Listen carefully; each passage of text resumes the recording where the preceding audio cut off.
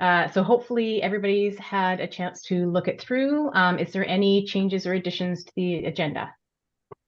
There's something from Councillor Wake that came through. Councillor, Okay. did you want to add that to an item, or is that a new item?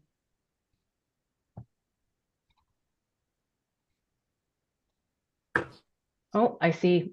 Oh, Tim, we can't hear you. Can you hear me now? Yes. So I just wanted to pass along the report that I was reading that generated that comment. Okay, great. So we'll put that in, I guess. Steph, does that get added to the information? I'm not sure which comment, sorry. It's the very last agenda item, I think. It's one of the info pieces from council. It's about Salt Spring Island. It was, yeah, somewhere in there. Yeah, Island. it's one of the info pieces. Okay, I'll put it as an information item. Yeah, okay, great. Any other comments about the agenda? Seeing none, I will, if nobody objects, we will pass that unanimously with no objections. Wonderful. Okay, agenda adopted. Adoption of the minutes. Hopefully everybody had a chance to quickly look those over, pages 4 to 7 of the agenda package. I was just reviewing them myself. I'm sure I looked at them last month. Was there any questions or comments on that? I'll move adoption. Okay, thank you. Second. Anybody? Yeah, thank you, Lois. Okay, all in favor? Adopting the minutes? Excellent. Okay. Before we go into, and Steph, I don't know if this is a good spot to do it before public comments, I might introduce, we have a new member. And we didn't, actually, I should have put that in the agenda. Apologies, everybody. But we'd like to introduce, we have Nigel Malkin joining us today. And he's a new member of the Housing Advisory Committee. He's probably not a new face because he's been helping out with a few things last year with the cluster housing and stuff. So he's been attending some of the meetings anyway. So welcome, Nigel. We look forward to working with you. Thanks very much. Really looking forward to working with all of you in a more official capacity. Yeah. Do you want to, I hate to put people on the spot and I didn't prep you at all, Nigel. Do you want to say a couple of short things, or you can do that maybe next time when you've had a chance to prepare? Just introduce yourself. Sure. I'm really passionate about affordable housing on Bowen, particularly affordable rentals and for the missing middle. It's been really sad to see a lot of friends leave Bowen just over an inability to stay here over affordable housing. And I think we have a ton of solutions in front of us to fix it. I'm really excited that the province and the Fed are getting on board to help with that. So I'm just really looking forward to help out. Yeah, great. Thank you so much. Welcome. Steph, any public comments? I don't think there are any. Oh, I can't hear you. One delegation, but no public. No public. Okay, great. So we will move straight into 4.1. We have Cam Rolfe joining us today, who's going to do a presentation on tiny home villages. So Cam, take it away. Hi, good morning, and thanks for giving me the opportunity to speak here today. I'm Cameron Rolfe. I'm a Bowen resident and somebody who's concerned about affordable housing and solutions for that. As many of you might know, I did a Facebook survey about a month ago entitled, "Is Now the Right Time for a Tiny Home Village on Bowen Island?" And a copy of the results of that, I think, have been made available to all of the committee members. I should point out that, excuse me, I have no particular skills in writing a survey. I've never had a job that required that, and I haven't taken any advice from anyone. So I'm a rank amateur at this. But nonetheless, I made an effort to ask not just the questions, the easy questions, but the hard ones as well. And was quite taken with the results I got. I'd like to sort of flip through the survey and share some of the results with you quickly. And then I've sort of got a couple of comments I'll make when I'm done with that. Happy to take any questions along the way if anyone has anything they'd like to interject, comments or questions. Firstly, there were about 400 responses to the survey, which I thought was great. I think that represents somewhere in the neighborhood of a tenth of the population of Bowen Island. I'm not going to go through the entire survey, but I think, as I mentioned, I think everyone's got a copy of it. The big question, or the biggest question, was would you like to see a tiny home village on Bowen Island? There were three choices to the question: definitely, maybe, or no. Hey, look at that. Yeah, and so definitely won the day with about 76% of the vote. There were and people that answered with maybe were encouraged to provide a comment as to what that might depend on. Of the 83 maybes, I think 78 of them provided comments. I'm not going to go through them, but the comments were almost entirely quite sensible and reasonable, and comments that would probably be anticipated by just about all the members on this committee, relating to water and sewer and density and those sorts of things, as well as many others. The next question was, do you know of any Bowen Islanders that might benefit from affordable housing on Bowen?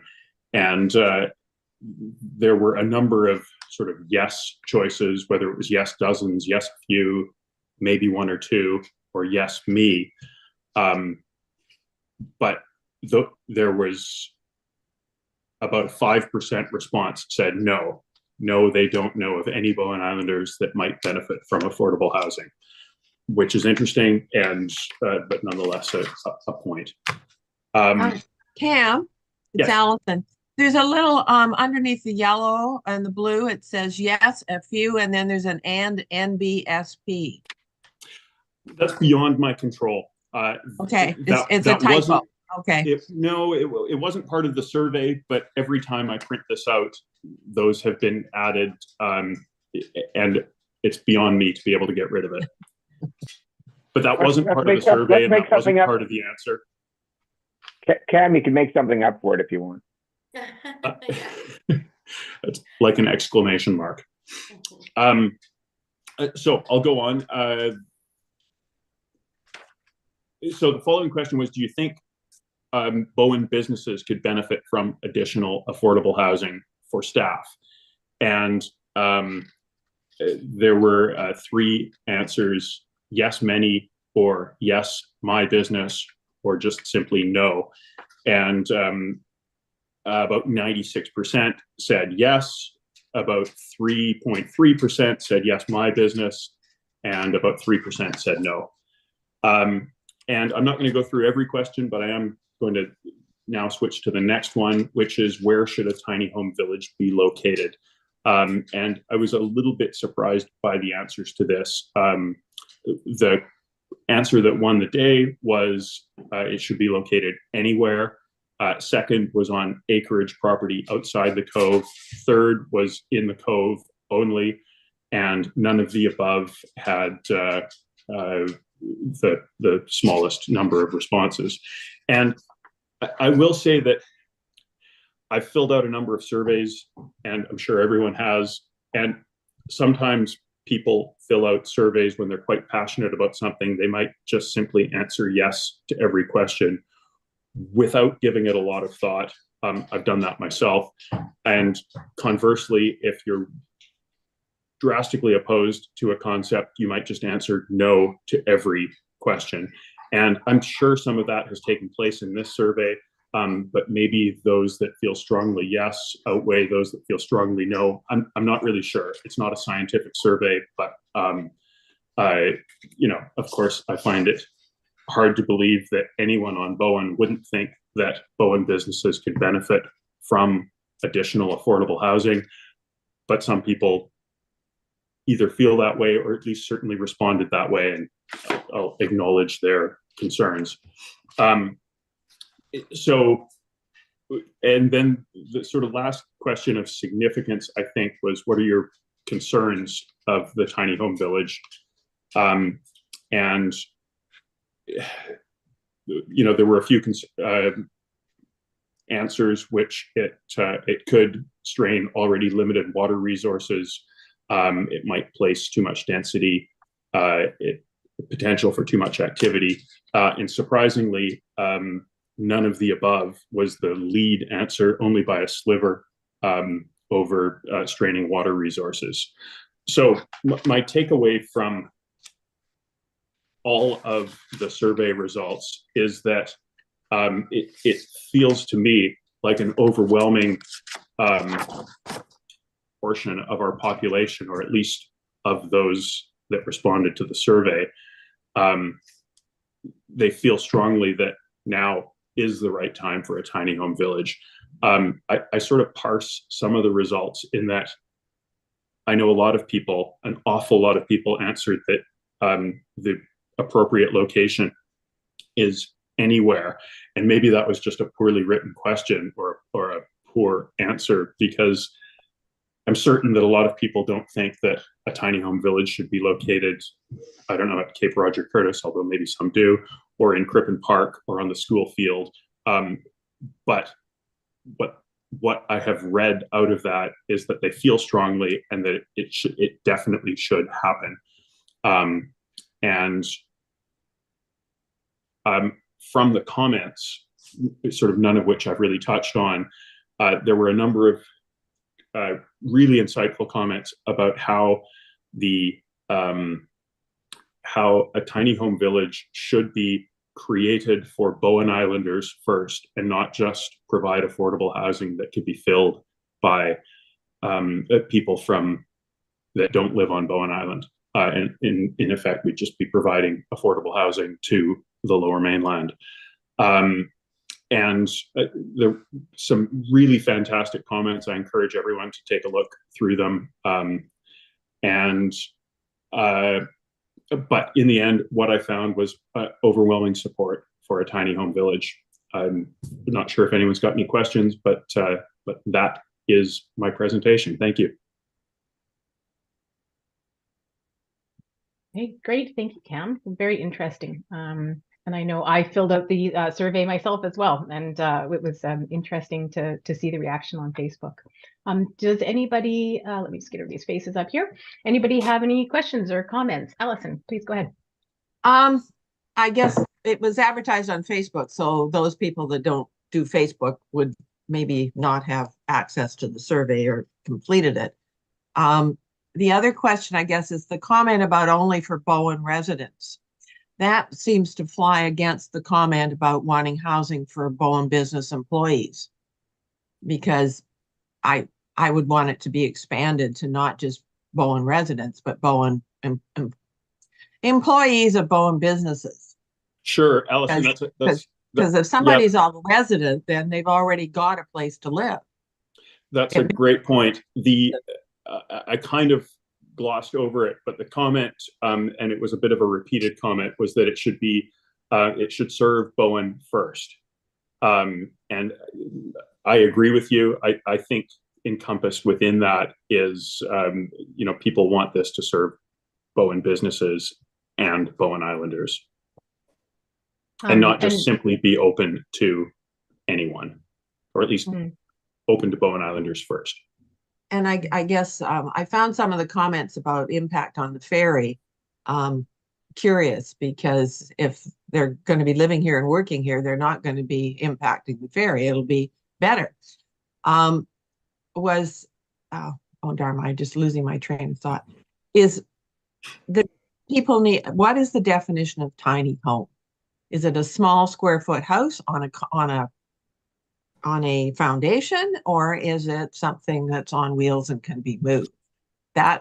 There was those questions in some of the comments. Absolutely. And actually, I should also point out that there were a few comments about tiny homes kind of being generally too small, and a bit of perhaps pointing to a sad reality that we're in. And some of that has encouraged me to alter some plans that I might have in working towards a tiny home village. But to answer your question, it's generally thought of a tiny home as less than 400 square feet. So Yeah, and then it's a great question. There's definitely a distinction, as you say, Allison, one that's on permanent foundations versus one that's basically on wheels and can be moved. I think that's the critical, as opposed to maybe square footage, that's probably the critical differentiating factor to be defined. Yeah. So I guess in any proposal, that's sort of, people keep talking about it being a trailer park. So to me, they're not keen on having the ones on wheels, but small footprint, small homes on a foundation is a different situation. Yeah, agreed. I think that's something that you'd want to differentiate. Ron, you've had your hand up. Thank you for waiting. Cameron, good work. I really appreciate that. And I'm totally on side with the small homes thing.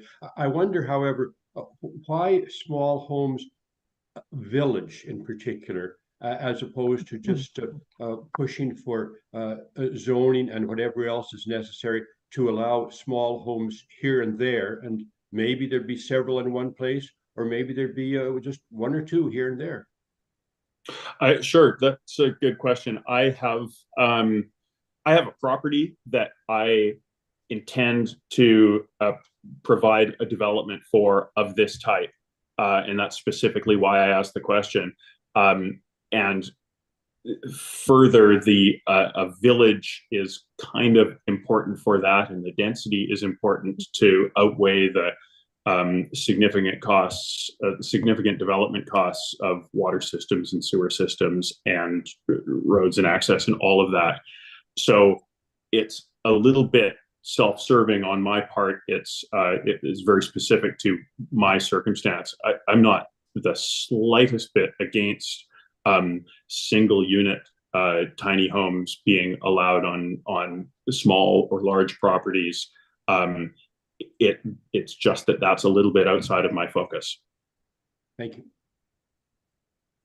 Thanks. Yes, Nigel, go ahead. I just wanted to point out that we have sort of the almost the equivalent of a tiny home village right now out at Cape Roger Curtis for a house that's being built. It's right behind the mailboxes at the entrance. And I love that the municipality is able to pull it together for that. I'm really in support of this. I also really support the idea of making this a Bowen First initiative. So for me, it kind of highlights the need again for a housing authority to look at how we do intake so that we're helping Bowen First and not attracting a lot of people in need from off island. We've got to help our community first. But I love this, Cam. Thank you. Thanks, Nigel. Thanks. Greg, go ahead. And then Fritz. Nice job. Nice job, Cameron. Has there been discussions with regards to the infrastructure needs for your proposal? And would there be the need for bylaw changes? And Daniel, you may speak this to allow for multiple units that would have multiple, or you'd be sharing a septic, I suppose, and number of units on a water supply system if it's not okay. So I think I can answer that without Daniel's input, but Daniel, please correct me if I'm wrong. The plan that I have in mind and that I'm still working on would certainly require an OCP amendment and a zoning change of the property. And Coastal Health looks after the water and sewer, as they always do in all developments, not the Bowen Island municipality.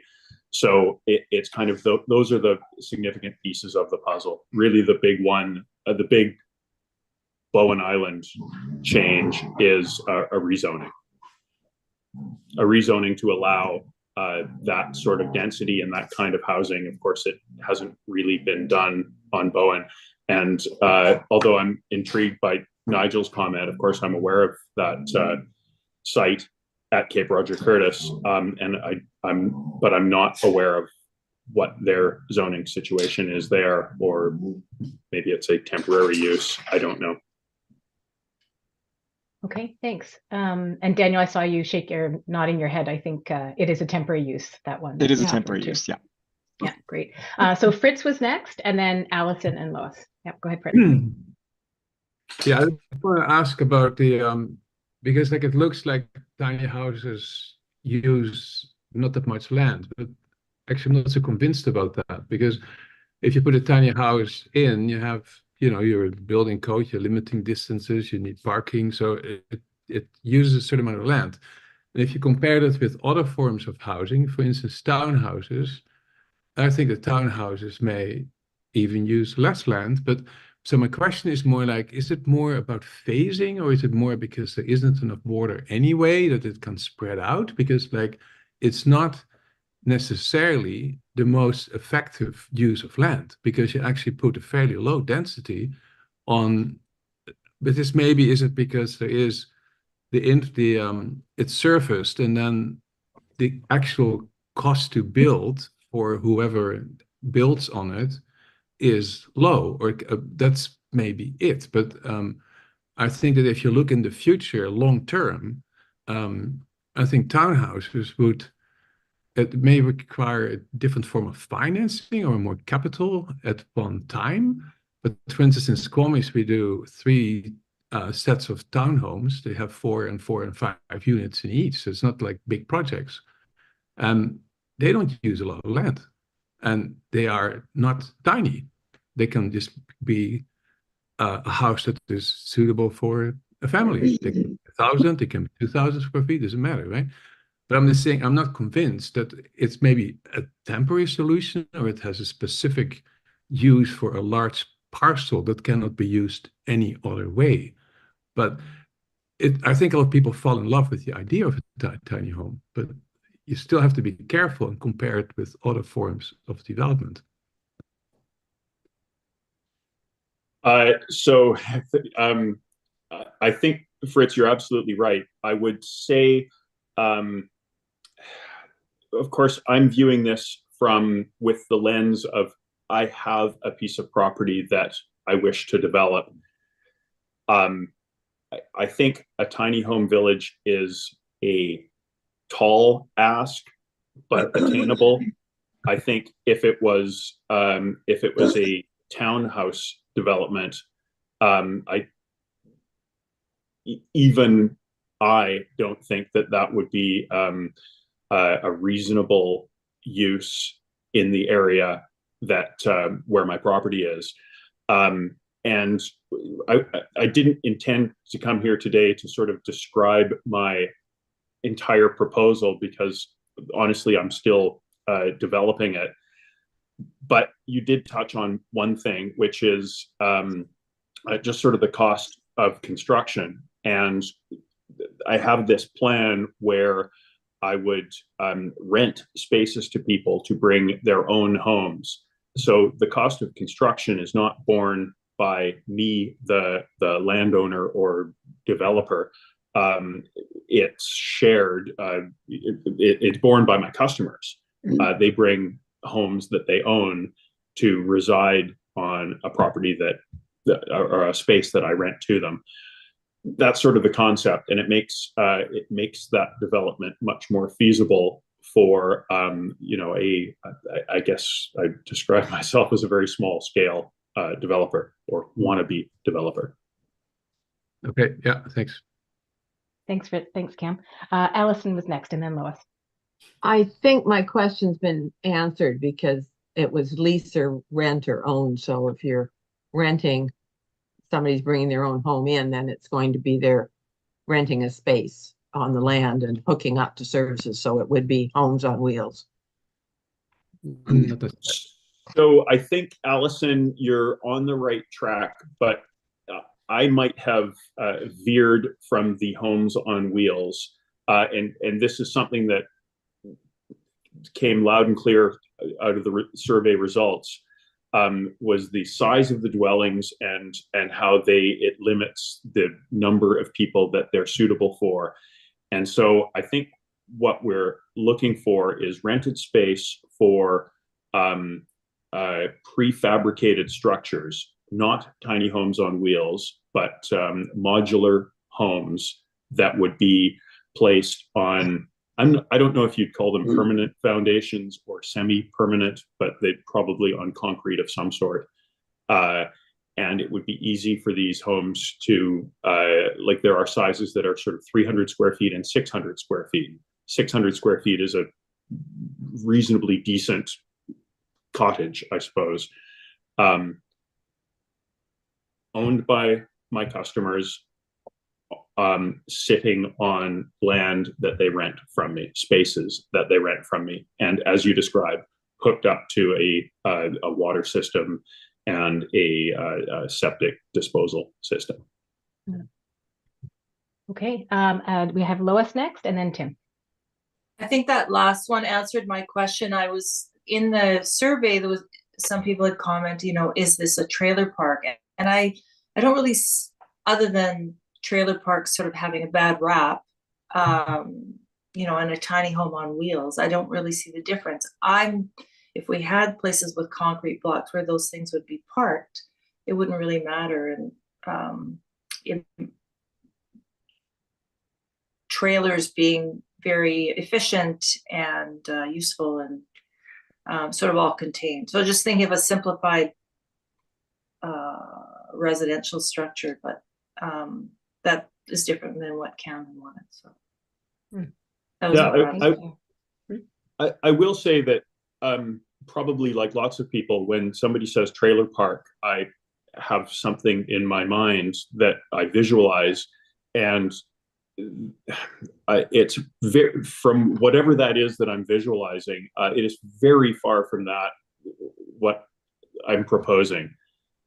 It would be a beautiful treed, landscaped, lovely place to live, not a uniform chock-a-block straight line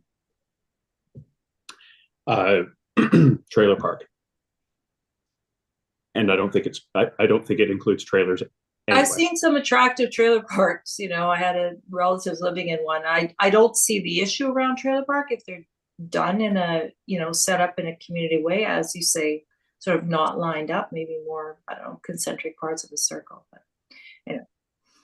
Okay, thanks, Lois. Thanks. I have Tim next, and then Greg. So the concept, Cameron, of getting basically sharing the cost rather than having all the cost on the developer or owner.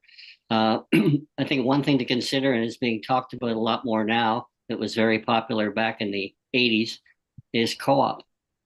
A co-op approach would allow the sharing of the cost without requiring the mobile home part of the equation.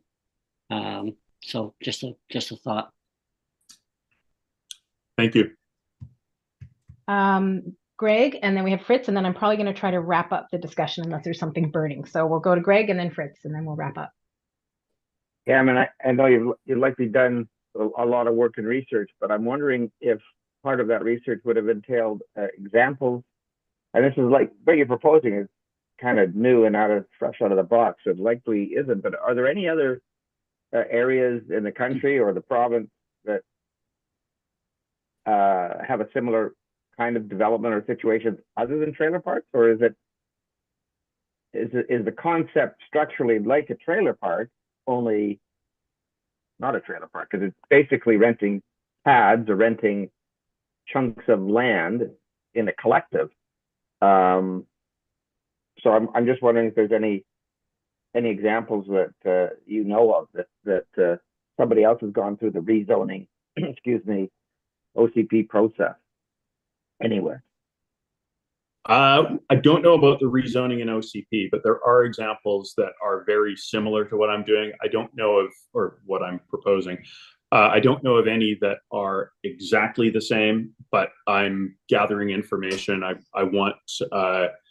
very much want to show areas where similar types of developments are working and working quite well. And so I'm researching that. I'm aware of two that are in the Okanagan that are kind of along the same lines, but there aren't any sort of apples to apples comparisons that I'm aware of. Fritz, go ahead. Well, just a question about the size, because like I thought it was a bit arbitrary, like 400 square feet is kind of like a studio, but then you know, if there would be a need for people that need something a little bigger, like a young family or so, and it would require 600, or would that be a problem? Why limit yourself if you get a bit more of a mix and they can be varied in size a bit? What's wrong with that? I'd say there's absolutely nothing wrong with that. And I don't object to larger buildings, but I'm trying to sort of keep a cohesive package. I want everything to fit reasonably together. So, and I'm not. But then you also get a bit, it makes it a bit uniform who kind of lives there. You know, like I just wonder if it's more interesting for you to have a bit of a mix.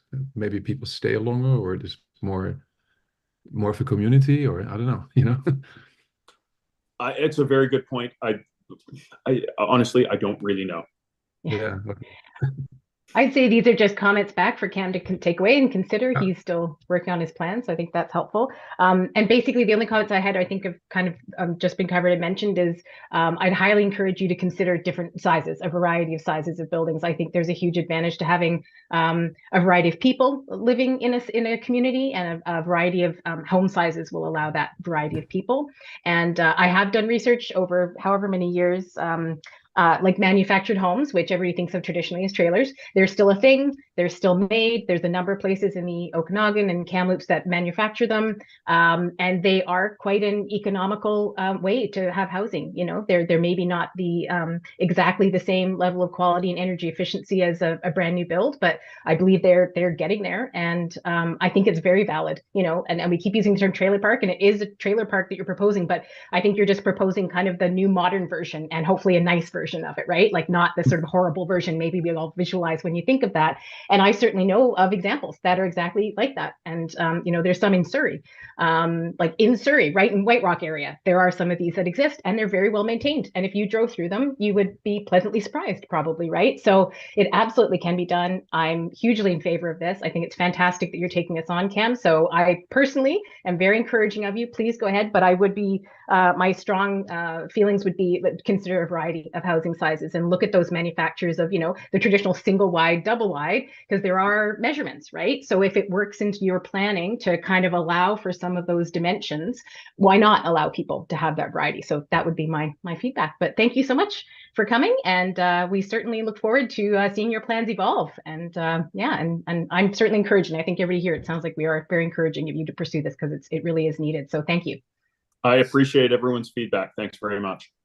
Yeah. Okay, thank you. All right, so we will move along to the next item. Let me just get back to here. So 5, always fun, elections. I obviously am currently the chair. I would love it if somebody else would like to take on the chair, and if not, I would love this to be my last year as chair, not necessarily my last year on the committee, but it would be great to sort of have a succession plan for somebody else to take over. So if there's somebody who thinks that might be something they'd like to do, maybe they could either take on chair and I could support them, or I could continue as chair and they could be vice chair this year, and we could kind of work closely together to make that transition. So I'll put it out there. Does anybody really want to be chair, or would anybody like to kind of think about that as a next step and act as vice chair this year? Fritz has been a great vice chair the last few years with me. So yeah, I don't know if anybody's jumping at that. Nope, not seeing anybody super excited about it. Okay, so it looks like I'm going to be the chair again this year. Unless anybody else wants to, yeah, I didn't hear anything. So Fritz, would you like to continue as vice chair, or would anybody else like to take that role on and just see how it is, if it's a fit that somebody might consider that role for next year? For me, it's more time, you know. I mean, like I'm still so busy at work, and then yeah, like, you know, like you have to be well prepared, otherwise it's, you know, it's not really work. Yeah, which is a bit what I struggle with as well, is kind of finding the time between the meetings. I'm fine in the meetings and I'm happy to chair meetings, but it's the between time, sort of making sure to get all the other stuff done. So Steph, go ahead. You're on mute. Oh, can't hear you for some reason. Parks and Trails Committee. Yeah, I can hear you. A meeting chair and an agenda and minutes chair. Oh, that's interesting. So Claudia just does the meeting, and if you email her about the agenda, she reminds you that she doesn't want to receive those. Yeah. Oh, that's great. That would be awesome. Yeah. Yeah, So I would love that. So the vice chair could look after getting the agenda organized and all that sort of stuff and reviewing the minutes, and the chair could chair the meeting. And Yeah. but Mhm. there's also a lot of work that the chair and vice chair do. Mhm. I don't think So there's a lot of work for the vice chair. No offense, Fritz, other than coming to the parties.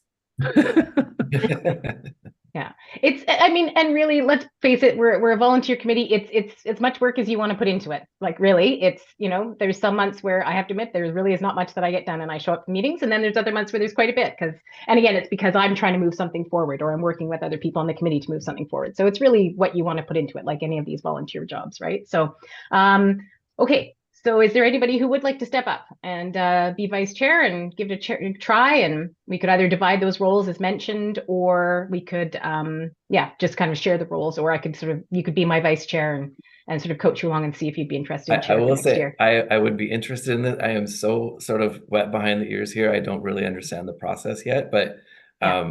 consider Fine, me for next year or even later this year once I get the lay of the Okay. land. I nominate Nigel to be vice chair, and then he can jump in and I will assist him and guide him for the year.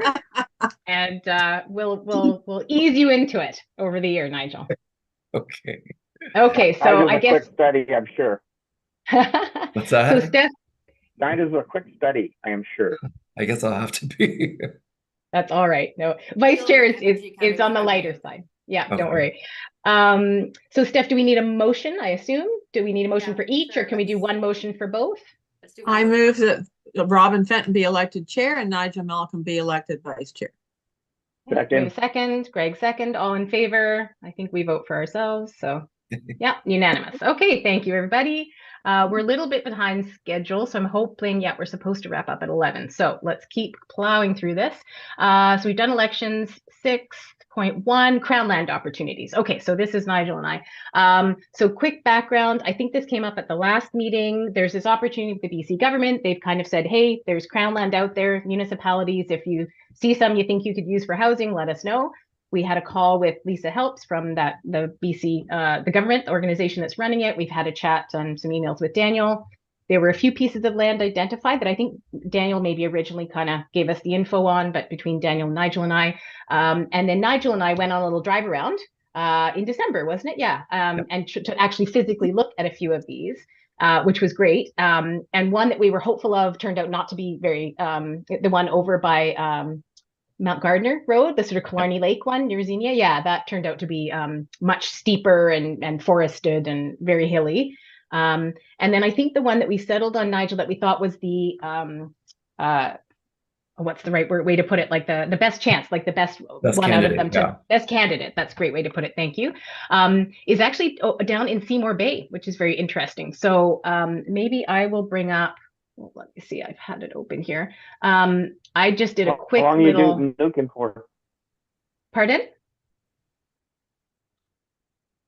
Oh, sorry. Who was that? I didn't quite. I was looking away from the screen. I didn't hear that. No idea. Oh, okay. Might have just been some background noise. Okay. I think Greg is glitched, actually. He's Oh, Greg is glitched. That's right. He does not moving now. Okay, so when he's back, we can ask him to comment on that. So I will share my screen here and just show the I'll show this one. Let me get everybody back on my screen here. I should maybe put a bigger picture of Bowen on this, but essentially if you're familiar enough with Bowen, that's Seymour Bay coming down, Cowan Point Drive down here. This is the golf course through here. And then, that's down to the golf course, and the clubhouse is there, and that's Seymour Bay. And there's some development, happening in this area with Bowen Island Properties. They've done a few things here, and they're doing more over here. So hopefully that orients everybody. So interestingly, this large piece here is Crown land. And it comes down and sort of bisects into like where these roads join. It's an interesting little kind of leftover parcel. So Nigel and I looked, and it sort of seems like this corner, essentially at Cowan Point Road or Drive, sorry, and Seymour Bay Drive, seems to be kind of the best candidate. It's the least steep. It still is. It's forested. It's treed, but it's the least steep, basically, and sort of most accessible. Theoretically would have services out there, but that's to be determined. I'm not sure quite how that would work because I believe the developer in that area still maintains the services, water and sewer. So I'm not sure how that would work. So, but yeah, this sort of seems to be the best candidate we found. And so I'll let Nigel and Daniel jump in a second if they want to, but I believe next steps are essentially having, and we can assist in any way we want, but essentially it has to be a letter from the municipality. So it would be sort of up to Daniel, and again, we're here to assist, but a letter to the BC Builds or whatever that program's called, to Lisa Helps, to say, hey, we've identified this land, we'd be interested in your program, and that's it. So I imagine that's the next step, and then it would have to go to council at some time to get approved and then sent off to the province. So I believe those are the next steps. Nigel, did you want to jump in with anything if I missed anything? No, I think you covered it really well. I think that particular parcel is relatively flat. It would be suitable for sort of multifamily. I also wanted to say in the top left corner, for some reason, that light blue line is capturing some privately owned properties on the far right. You're right. Yeah. Stop. Yeah, I'm not sure why it did that, there. but the crown part, that's right where she has the it ends cursor. there. That's all. Yeah. Yeah. And I did, out of curiosity, and again, this is just very high level contours from bow maps, but it's like 93 meters down to 86 meters. So it's 7 meters across, whatever it is, 180 feet. So it's across, yes, 55 meters. So I think that, for Bowen, that's relatively flat. Daniel, did you have any thoughts or comments on sort of, oh, sorry, Allison, I'll go to Daniel first, and then I'll go to Allison if she's got a question. Yeah. Daniel? No, I was trying to think through sort of process-wise. It'd probably be like making recommendation to council. Okay. Okay. Yeah, and then it would be the council direction to write to the minister. Okay, that makes sense. Or not, or the program. The province. Whatever it is. Okay. Allison, go ahead. Can we, I know where the property is, and I thought the Crown actually oh, do you want me? I can go back to screen share. No, it's fine. Yeah. My basic question is, we're talking about getting a piece of Crown land for affordable housing. Yes. Okay. That's the program. Okay, and we still have a piece of land that the municipality has provided, which we haven't got the affordable housing built on yet, so we can't get the financing for it.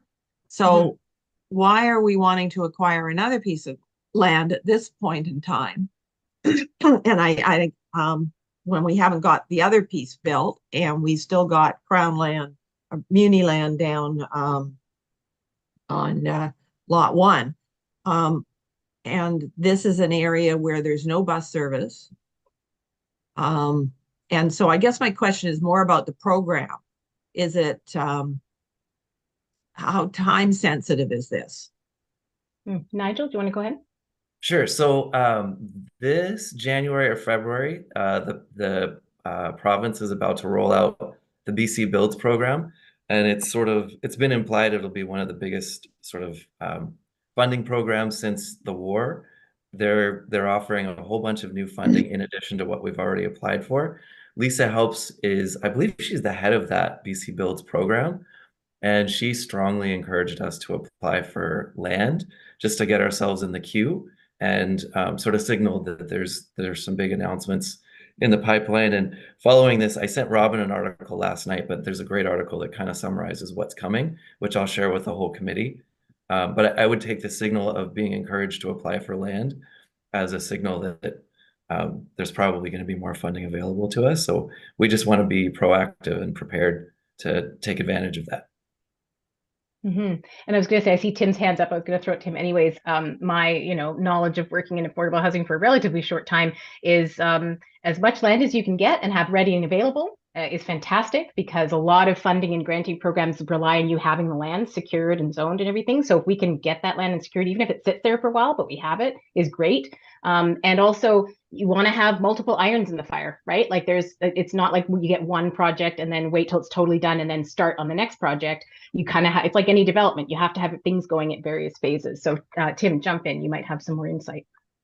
I just want to echo what you've just said. It's absolutely better to have things in process rather than sort of completing one before you start the next.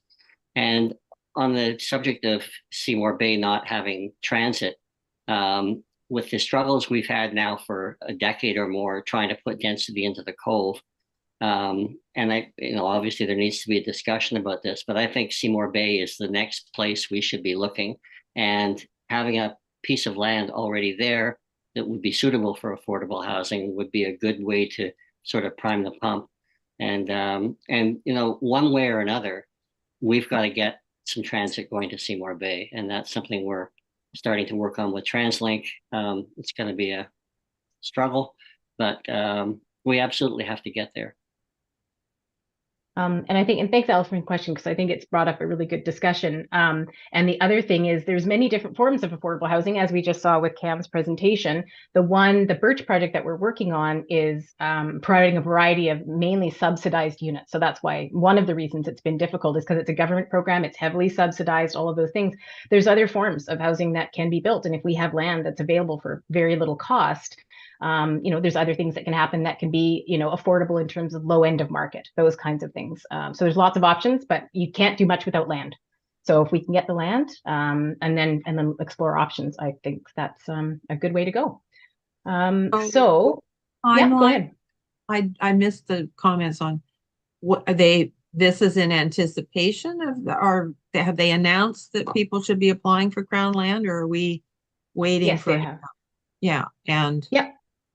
They've announced that they would want people to apply. They have not, I think, totally formally announced the funding programs for construction of housing and stuff, but they've definitely opened the door for for municipalities to apply. Yeah, so I guess my whole question is on timing. If we apply for the Crown land, is there going to be some requirement that you've got to build something within X years? I guess we'll have to find out when we start communicating with them. Yeah. And there's a piece immediately across the road too, is Crown land, if I'm remembering correctly. Yes. And I thought it was a little flatter, but I know there's a trail running through it, but yeah, and I can share my screen again, and it might be worth, so maybe when we do apply, it might be worth, sort of showing a larger area. I don't know how specific we have to be at this stage, because I think this is the area you're referring to. Yeah. And it down here, it's flatter and it does look good. This is actually quite steep. Oh, so that's I think a bit up above. Okay, yeah. Yeah, so yeah. And it's right next to the creek. Yeah. That's right. Yeah, there is a creek right here. Yeah. So there might be. Yeah. Okay. Great. Yeah. Okay. So yeah, if we can. Yeah, go ahead. Part of my I'm just there's just a whole bunch of little really practical questions in my mind that I want to talk over. And it's water and sewer. Yeah. So I don't know, is that something that we delve into now, do you think, Daniel, before we send off this letter? It's not the subject of an open, it's not something I want to talk about in an open meeting. Exactly. So is that something before we make this recommendation, I guess is what I'm getting at? Because I would love to make a resolution today to recommend this to council, and which would be great for the Housing Advisory Committee. And do you see any concerns with that, Daniel?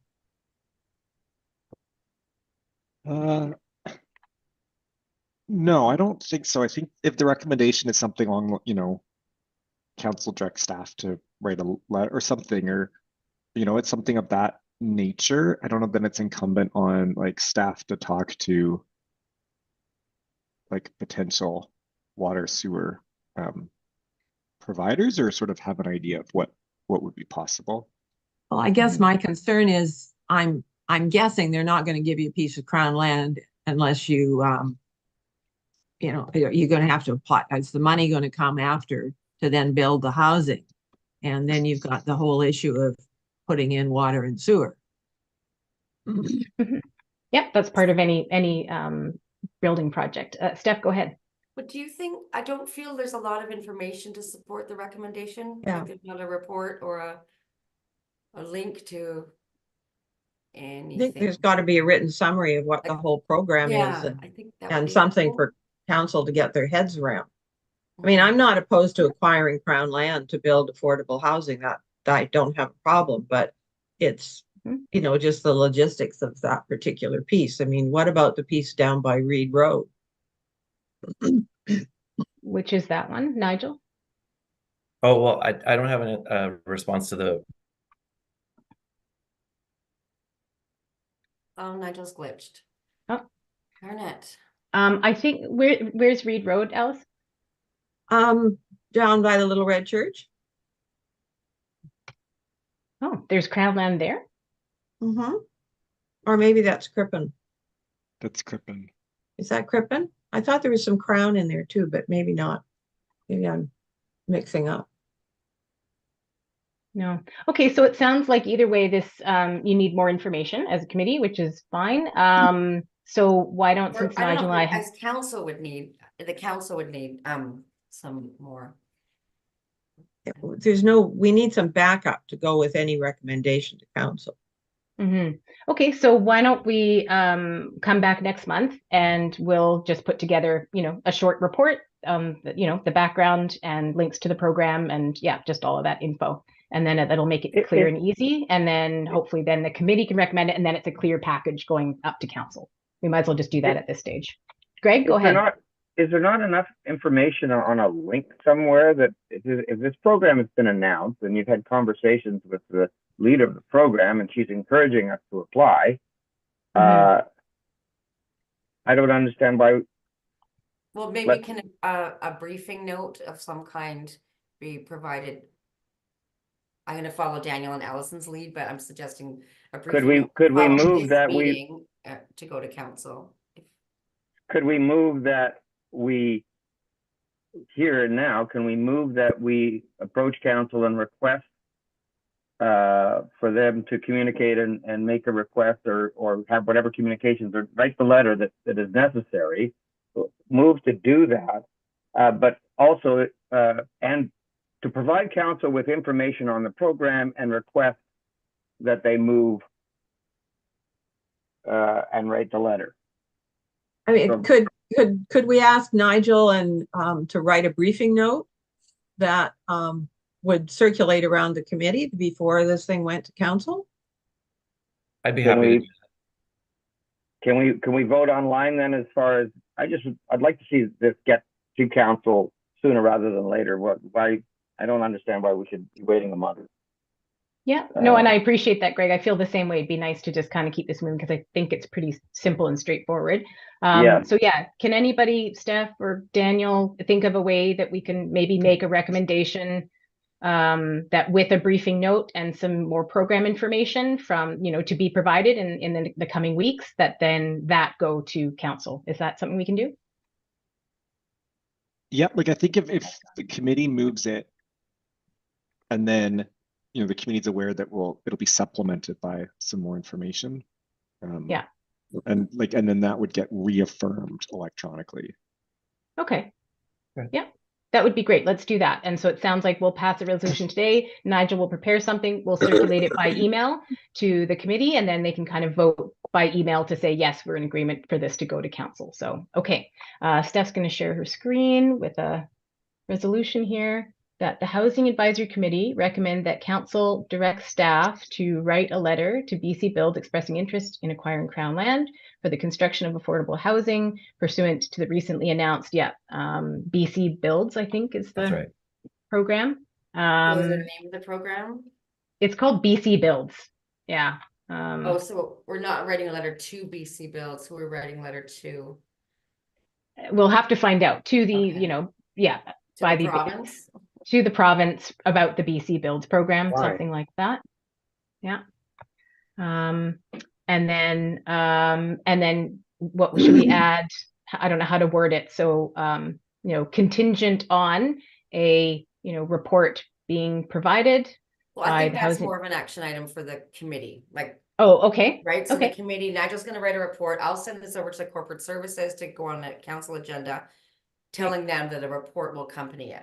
So we don't need to tell council that because it'll be with it. Okay. So not the next, not the next council agenda, but the one after that? Yeah. Probably. I would think we'll need a couple weeks to get things together. Yeah. Yeah. So what's that, February 11th? Uh, I've got too many screens open to pull up my calendar. My computer's slow. Well, that's the second. the So 12th, February 20th. February 12th. Okay, February 12th. Okay, so I'll put that. this recommendation to go to February 12th, and you guys need to get us a report like in a week. Can you do it in a week or Yeah. so? Okay. Okay, so there's no and on this then? Okay, so yeah. So I'll just read it again, that the Housing Advisory Committee recommends that Council direct staff to write a letter to the province expressing interest in acquiring Crown land for the construction of affordable housing pursuant to the recently announced BC Builds program opportunity. Great, but nicely worded. Does anybody have any comments on the wording? Well, Greg had a suggestion to throw in the request for the report. So I think in there, Report from Nigel? well, yeah, the Housing Advisory Committee provide council with Okay, no, information. Allison, they're already gonna provide that. It's gonna come with this recommendation. You've got that in an action item? Yeah. Okay. So should we put maybe a whereas at the beginning? You know, whereas the Housing Advisory Committee will provide, you know, a summary report, something like that? Yeah, So I'm that still doesn't- confused. I feel like the report is gonna be with this recommendation, so we don't need to. Okay. Okay, right? Yeah, rate a This limited recommendation is performance. going on a council agenda with a report linked to it. Yeah. Note. So where's the Or so you resolution? want the report, so we can say, Maybe at the end, after the word opportunity, comma, details of which are outlined in the attached report. okay, Something along those lines. So that the report is referred to, that's the thing that we're going to circulate by email and approve. And so it's referred to. Does that make sense for everybody? that makes sense for me. Yeah. Okay. I will move this one. Do we have a seconder? I can't quite see everybody, so we might have Oh, to. here, Second, thanks, Lois. And then all in favor? I'm seeing most people. Yeah, anybody opposed? Don't think so. Okay, great. So that's passed. Thank you, everybody. That's exciting. Keep that moving along. Okay, next one. Where are we up to? 10:30. Okay. Cluster housing work plan. That's on me. And then we've got the lot 1 update and then the short-term rental. I'm wondering, because I want to get to Daniel's item with the short-term rental policy and give that a good amount of time. So the cluster housing work plan and timeline, I haven't had a chance to do anything further on that. So I think the work to be done.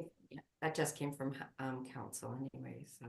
Yeah, no, and it is sort of it's something that we should be working on, and it's kind of on our, I guess Nigel and I have been working, and if anybody else wants to join us. So I think the onus will be on us to just do some work offline. We have like essentially an outline of a work plan and a timeline, but we might have to bring that back to next meeting. So maybe Nigel will just have to make an action plan offline to get some work done on that, so we have something to present. So maybe I think I'll leave that one for now. And then the update on the community lands phased implementation plan and scope of work. That's Daniel's item for lot 1. Yes. I think the main update is just this was presented to council at the December meeting, and council endorsed that scope of work, the work plan deliverables for phased implementation plan for lot 1. Council had some comments at the meeting, but mostly if you see the work plan, there's a scope of work and then what was labeled as an optional check-in with council at 25% done, and council wanted to just iterate that yes, they did want that to take place.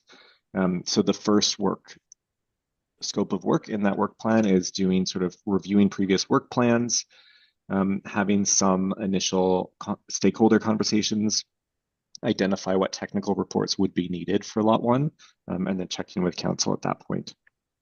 Yeah, I'm not sure what else to add to that. No, I think that sounds yeah. like a good summary. Yeah. And yeah, and the ball's really in the court with Birch and Tomo. So getting going on that, and then I guess coming back to this committee at some point, or certainly I can provide an update when that sort of the ball starts rolling on that one. Does anybody have any questions or comments on that one? No? Okay, great. Let's move right along. So 8.1 is also Daniel, and this is the short-term rental policy and provincial legislation. Okay, and I do have a presentation for this one. If you watched the council meeting, it will look very similar, but all right. Can everyone see that okay? Yep. Yeah. Awesome. All right. All right. So this is about a short-term rental review, and then in particular about a question regarding new provincial legislation. So by way of overview, 2019, Bowen adopted the short-term rental policy, which laid out a path to permit what we call residential guest accommodation, which is the short-term rental of a complete dwelling in a residential area for up to 120 days. My staff report goes into some detail about previous zoning on Bowen, and essentially as far back as I can tell, starting with the GVRD bylaw in the 1970s, Bowen never permitted the short-term rental of a dwelling. We've always permitted something that looks like a bed and breakfast unit where somebody lives in a house and rents out rooms for people. But up until the 2019 short-term rental policy and then the 2020 amendments to the land use bylaw, it's never been permitted. So in 2020, we amended the land use bylaw to allow that residential guest accommodation use. And then just recently, this fall, the province adopted Bill 35 called the Short-Term Rental Accommodation Act. And this act does a bunch of things that are interesting for Bowen. So it requires, for example, like more reporting from online hosting accommodation providers like Airbnb. And so the province has sort of a timeline of when they would actually be providing that information directly to municipalities.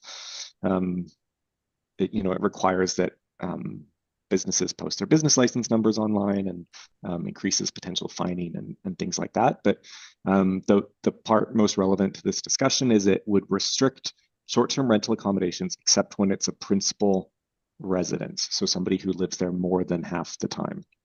And this would apply automatically in larger communities or like smaller communities within a large like metropolitan area.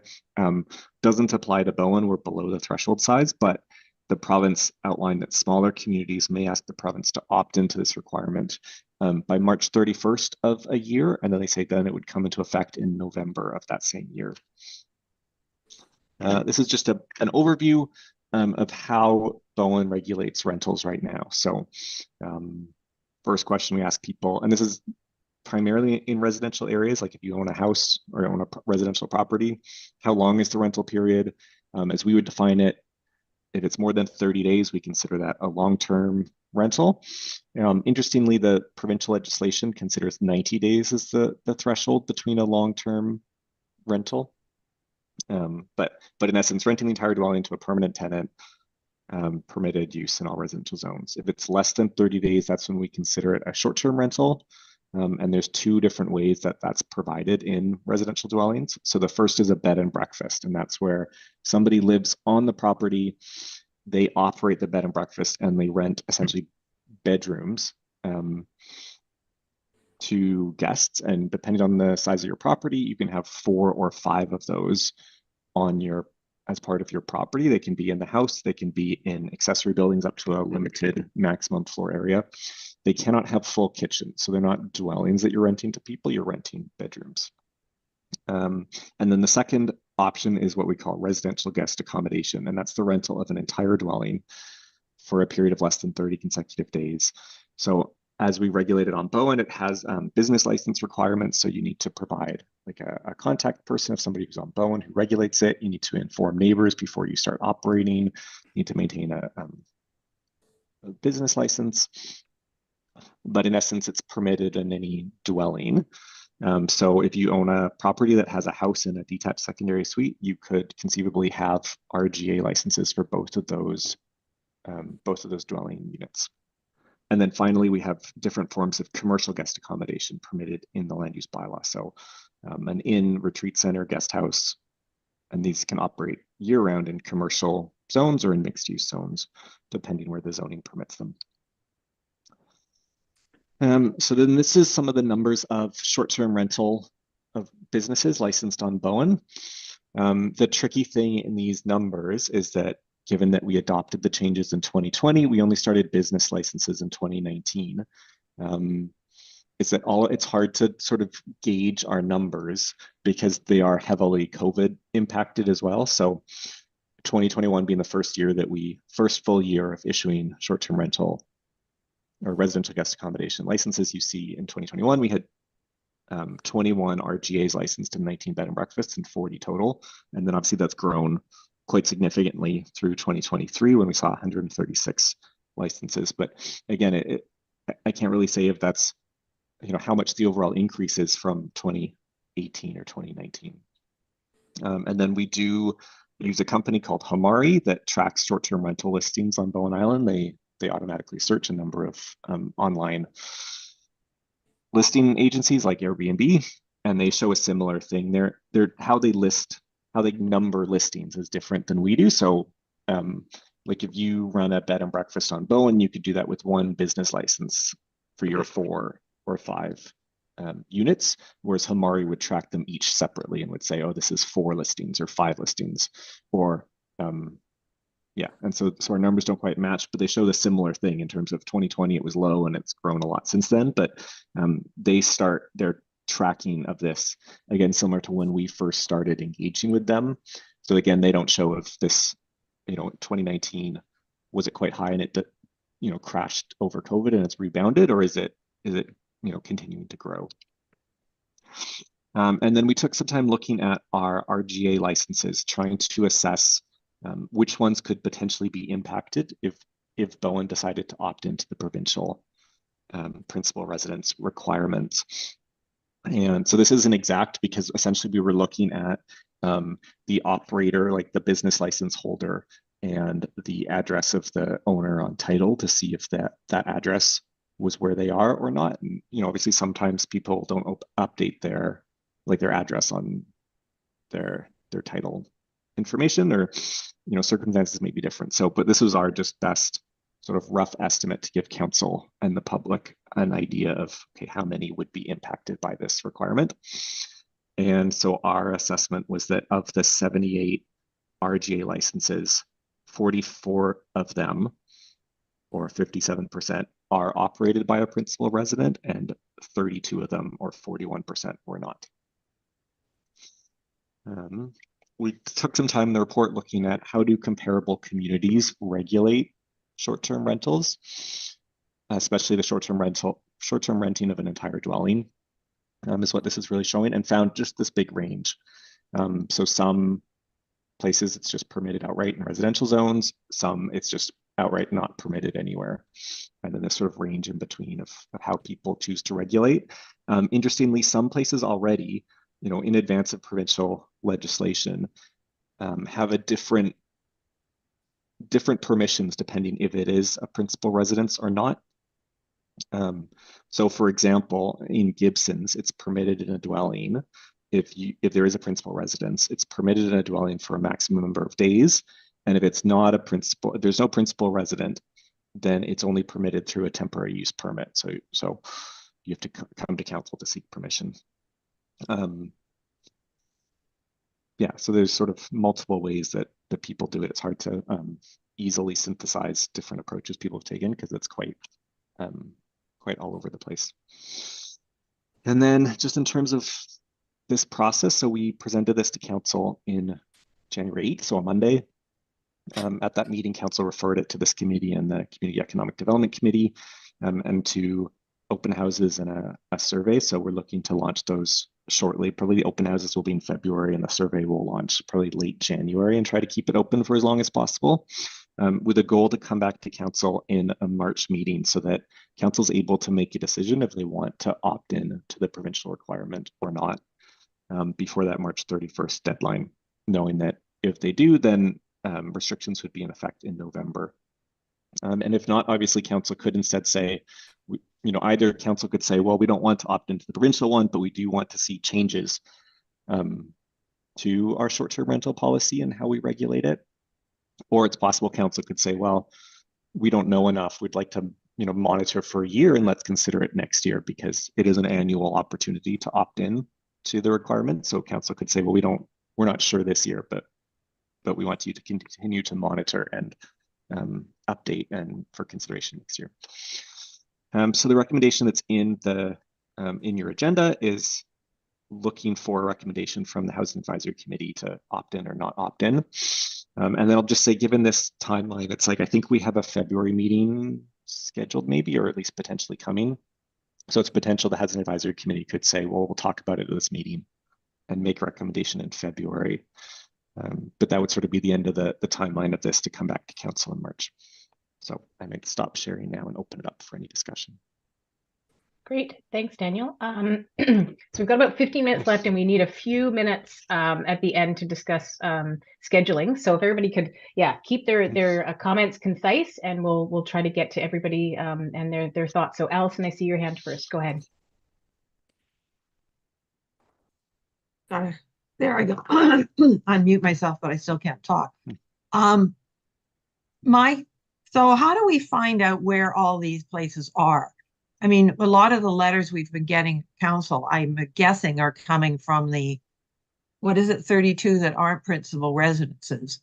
And they're family homes, and they're renting them out partly so the family can keep them, and the comments about if they can't continue to rent them, they're going to have to sell them, and they're going to get redeveloped, and so they won't end up being available for rental housing. So how do we actually, is there a nice list somewhere of all the addresses of all these houses that you can share with us?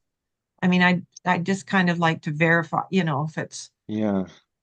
I mean, I think the short answer is no, there's not. Like we don't list like business, other than commercial businesses, we don't list addresses in our business search. It's not something that I would be comfortable putting out a list of saying, like, here are 30 homes on Bowen that are not occupied. Yeah, or most that of it, are right? Like, so I know in our numbers, I'm trying to think in what we actually put in the report. Like, we did sort of do a summary of where, we started working on essentially a map of like, where are the licensed businesses on Bowen? And then I think we stopped doing it because it's like, well, some neighborhoods, it's like, well, there's only one in this neighborhood. So it seemed, again, like a little, but maybe we could bring, like, we could do something to say, like, here's roughly what of these 32, these are categories they fall in and numbers or something like that. But I wouldn't go as far as to like list addresses. Obviously, sometimes when people write in, they, they'll say in their letter to council, they'll describe the situation. But it's not something I would do independently. Mm-hmm. Fritz, go ahead. Oh, you're still muted though. Yeah. Apologies. So what's the advantage of opting in? Like, they all have different regulations, and Bowen must have reasons to have its own regulations. Why would you opt into the provincial program? What are the advantages? I mean, I think the advantage would be if council says we want to prioritize, housing on Bowen for residents of Bowen, and that maybe we don't want to see sort of more commercial Airbnb operations taking place. It's possible then that we could say, well, we won't opt in, but we'll revise our bylaws to do that. We'll maybe look more like Gibson's or more like somebody else that has more restrictions on essentially a commercial Airbnb operation.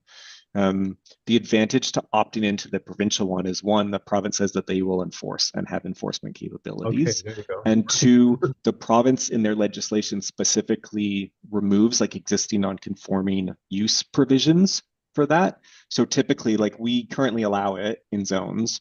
And if we were to change our zoning regulations and say it's no longer permitted, if you are existing and operating, you would have existing non-conforming use provisions and could continue to operate. And essentially then would be tracking, like, well, these businesses, as long as they're still operating, can continue to operate as they currently are, and new ones wouldn't.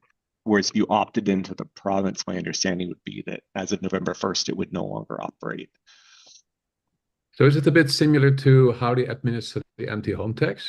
Everybody gets forms every year that you have to fill in, and if you don't, you get put in prison or you have to pay money? I'm not sure, but I know a lot of their legislation too relates to like online accommodation providers having to collect and submit information to the province. So I don't know if they'd be doing it through like, business activity. Okay, thanks. Nigel, go ahead. So the provincial legislation excludes the Islands Trust, I think for really good reasons, not the least of which is they tend to be tourism-based economies, and they tend to have a lot of second homeowners. And I've read a lot of the correspondence, and I really agree with the idea that these 30 or so homes that might be affected, if these are second homes, if people use their second home from time to time, they're either going to stop renting it out. It's never going to become a full-time rental. So they just stop renting it out on a part-time basis. And it feels a little unfair when the rate of property taxes is on Bowen is increasing faster than the rate of inflation. Sorry, I'm just checking my notes. Yeah, I also think that the regulation is targeting people who are aggregating homes almost like a hotel where people have lots and lots of homes. And I don't see any evidence of that on Bowen. So my take on it is at a minimum, we should be waiting at least, or recommending the council wait at least a year to observe how this program plays out in the rest of the province, and to, I guess, make a really well-informed decision, and keeping in mind that we're a tourism-based economy. Okay, thanks, Nigel. Yeah, go ahead, Daniel. I was just going to say in relation to, so yeah, the legislation excluded the Islands Trust, but did specifically say communities could choose to opt in. So I believe, like, I've seen Salt Spring asking to opt in was their initial response, or at least their initial consideration. And just two, that like a number of the communities in the Islands Trust have very different rates of like how many people live on the islands in the dwellings. So Bowen, in our 2021 census, it was 85% of private dwellings are occupied by usual residents. And the Islands Trust as a whole is like 72%. And I know a number of the islands are sort of below 50%. So there is quite a big difference in terms of the different islands and like how many of the houses are used by usual resident, so are occupied full-time as opposed to part-time. Okay. Oh, Nigel, just another quick comment. Yeah, real quick, just one last comment. For the families that can't afford to just leave their home without doing a little bit of short-term rentals to cover taxes, if you look at the outcome of that home ending up on the market and being sold on the open market, and you look at what current interest rates are, these homes would never return to our rental stock, because the monthly mortgage payments far exceed what people are able to afford for a rental home on Bowen Island. That was all. So I think Nigel said a lot of what I was thinking as well. Number one, my opinion would be to wait. Like, I don't think there's a need to rush into this. I don't think that, I don't see a need to rush into it. I would love to wait a year, see how the program rolls out, see how it's affecting different communities, and then maybe towards the end of this year, bring it back either to council or this committee and see how things are working and if there's a need. And then number two, I think I'm actually really pleased with the short-term rental policy that we have, and we all worked really hard on that like a number of years ago. And it was, I felt very well thought out, and there was a lot of engagement that went around that. And I feel like it's functioning well and has achieved the goals that we wanted it to, right? With that limit of the 120 days, I think it's a reasonable policy. So I would prefer, if there are changes that we want to make, maybe to make changes to that policy if we think that there's some different outcomes that we could make, as opposed to, again, just waiting and seeing how this provincial one works out, rather than opting in. So that's where I'm at personally. I know it sounds like Nigel's there. Is anybody else? Do we need to make we're being asked to make a recommendation. So does anybody else feel that we should opt in? Does anybody that's something we should be advising, or how are the committee feeling about this? Is anybody jumping in, or is everybody okay with recommending to not opt in for this year, and to perhaps review it at the end of 2024? Yes. That would be kind of my way to go. Is everybody's generally okay? I can't quite see everybody, but is everybody okay with that? Yes. Yeah, hearing no. Yeah, hearing no objections. Okay, so Steph, thank you. You're drafting something here. Sorry, is it, let me go. Bill 365? No, what's it? 35? Pardon? Bill 35. 35. Yeah.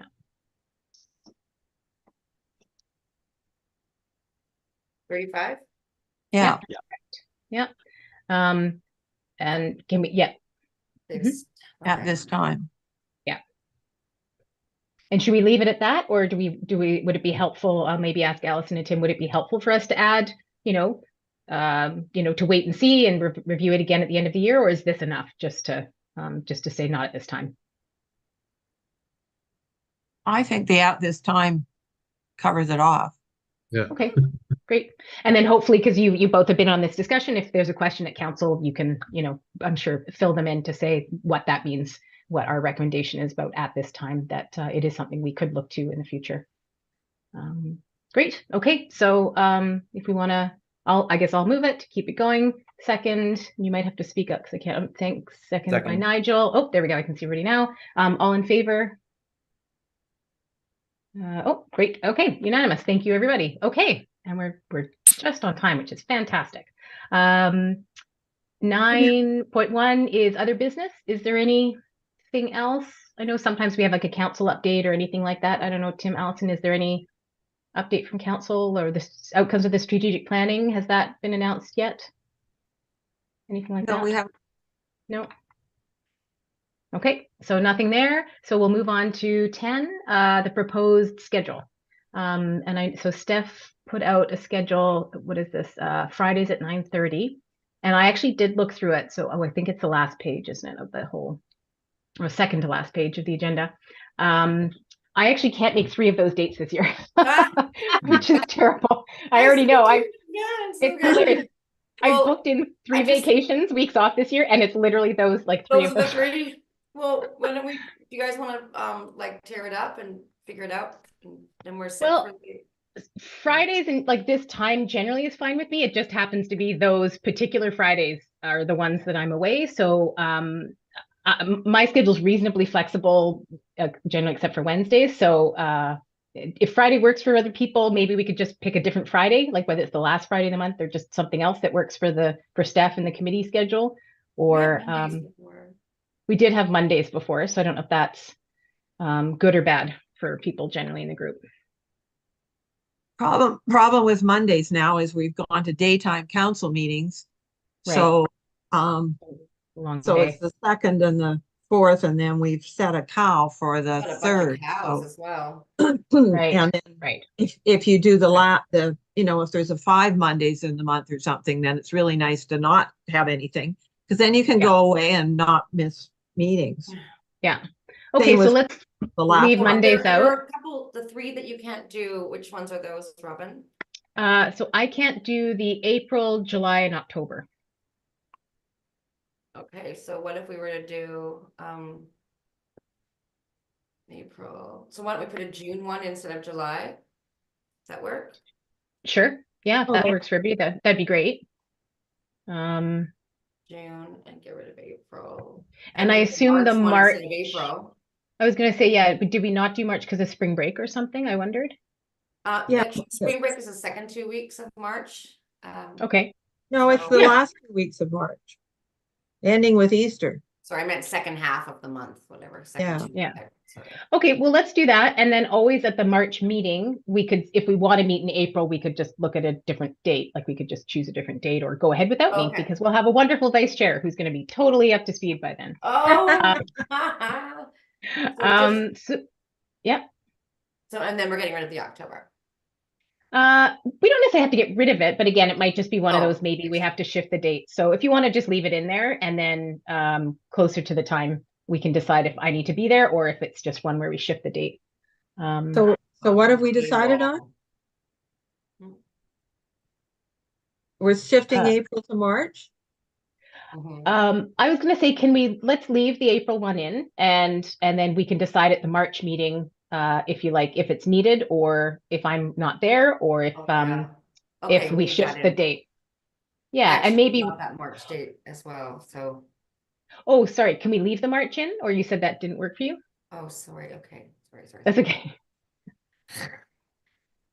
Okay. So yeah, we'll say the March date goes ahead, which is whatever the 8th, I think, March 8th. And then maybe next to April 12, we'll say, tentative to be confirmed, something like that. Well, what about April the 5th?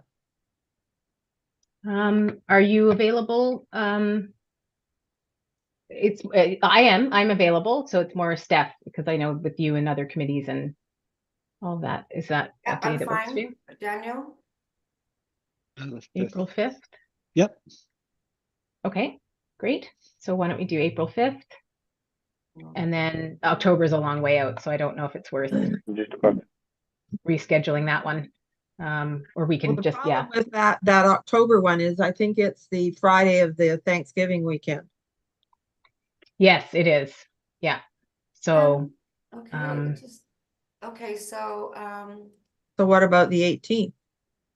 I'm still away on the 18th. I'm away from like the 11th to the 18th, unfortunately, the Friday. But yeah, Be we there could whenever. I have to hop off this and get on to Okay. another thing. So Okay. Yep. I'll wait for the email. Thanks, Steph. Thanks, Okay. everyone.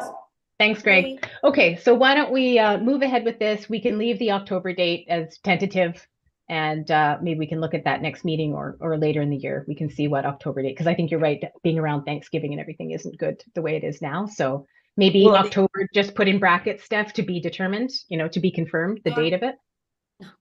The other thing would be October 20. What about October 25th and then scratch the November meeting? Oh, If we could do the 25th and then maybe do the one later in November, because there's always stuff to do towards the end of the year. I wouldn't want to totally scrap the November one. So if that works for people, to say do November 22nd. And the first week of December or something. Yeah, whichever day. Yeah. Just something in that last little bit. So November 22nd or 29th, whatever you're available, Steph. oh, sorry. Okay. No, that's okay. November 29th. 22nd, 29th. Yeah. Let's do the 29th, give it a month. Yeah. Great. Well, that's And then- exciting. This is like old and then- school. And We'll schedule then we it can in always, advance. Wow. yeah, it's great. Yeah, I Thank you, appreciate Daniel, that too. for, Daniel's kind of been encouraging me to reinstitute this process. Yeah, no, I like it as well. It's nice to just have them in the calendar, and then you don't have to revisit it every time. Okay, so if that works for everybody, we will move forward with that. And of course, we can always adjust things, as we need to. So thank you, everybody. That wraps it up. We'll conclude the meeting, and just on time. And we will see you next month on February 9th. Okay. Great. Thank you. Thanks, everybody. Warm out there. Take care. Bye. Yes, stay warm. Bye-bye. At least the sun's shining.